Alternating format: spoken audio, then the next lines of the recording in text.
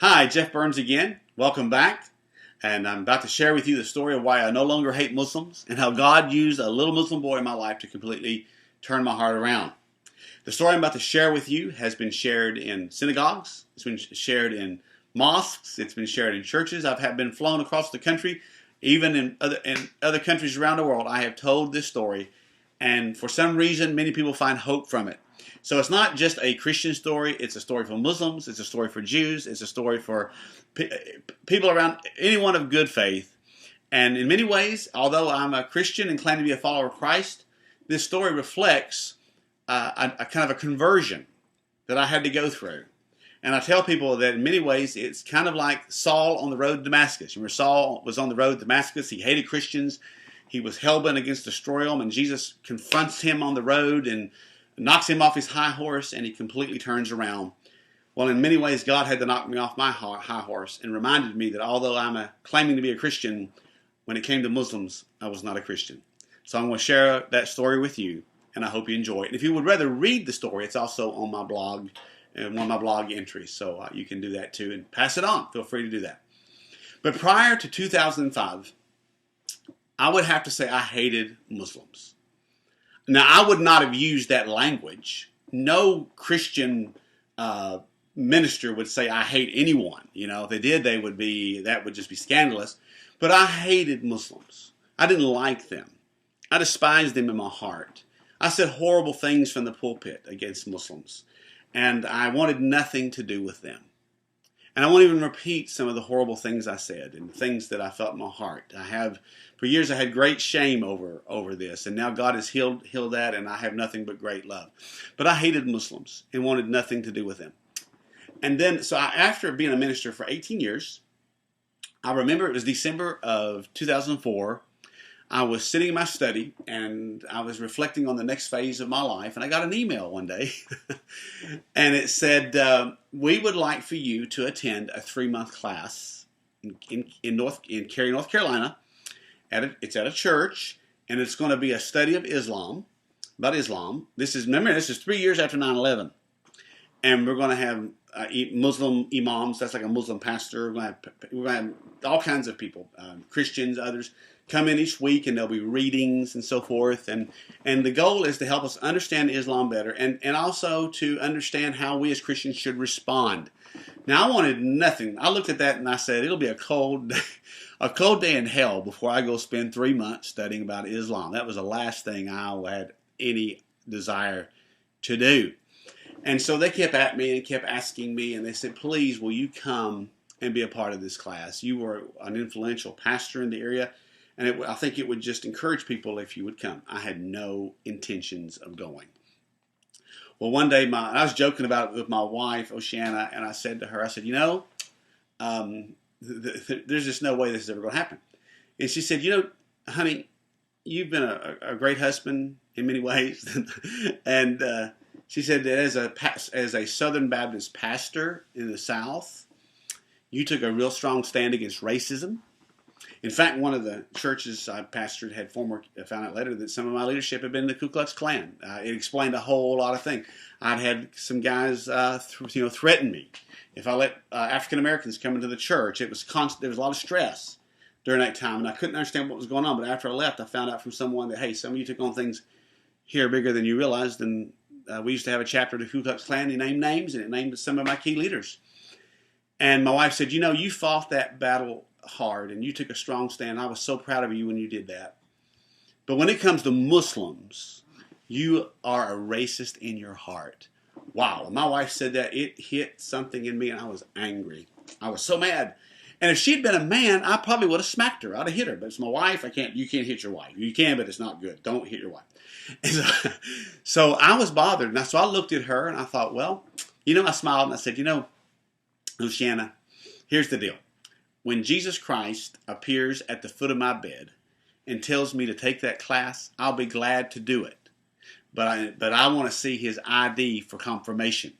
I want to be sure that it's really Jesus. I want to see his ID for confirmation. I was being a smart butt.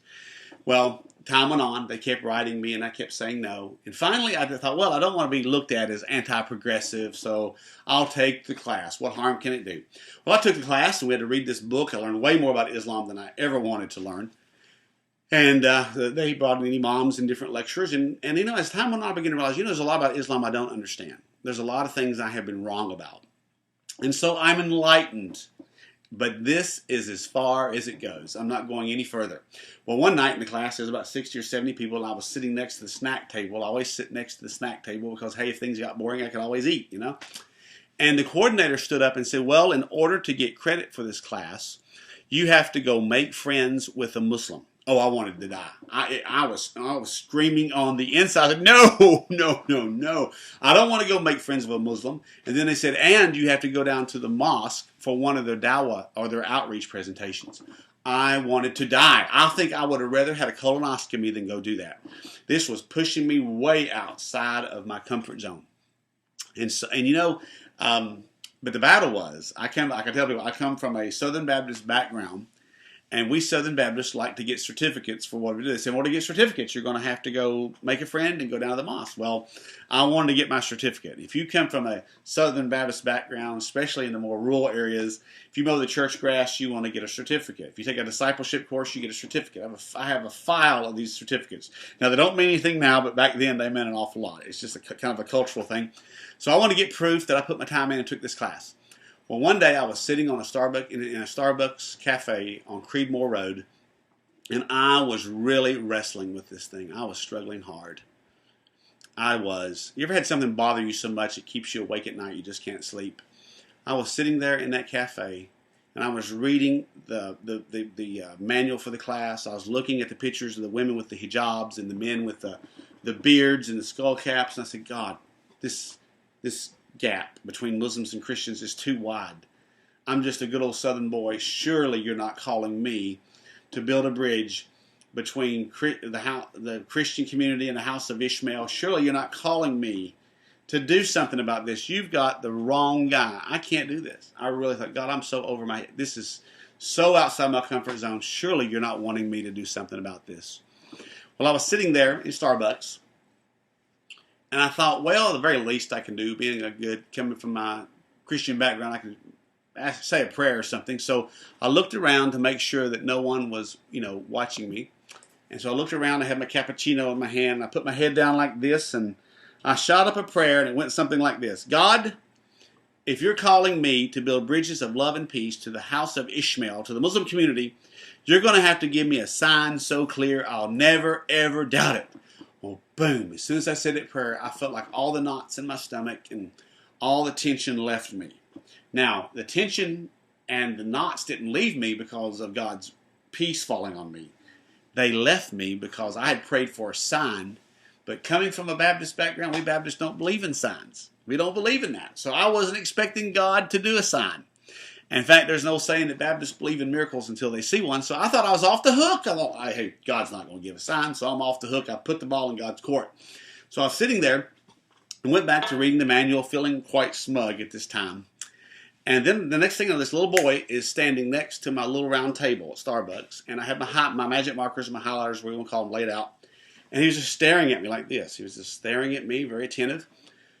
And I thought nothing of it because children were always coming up to the table to borrow highlighters and magic markers and things like that. So he comes up to the table and he says, sir, I would like to borrow one of your magic markers.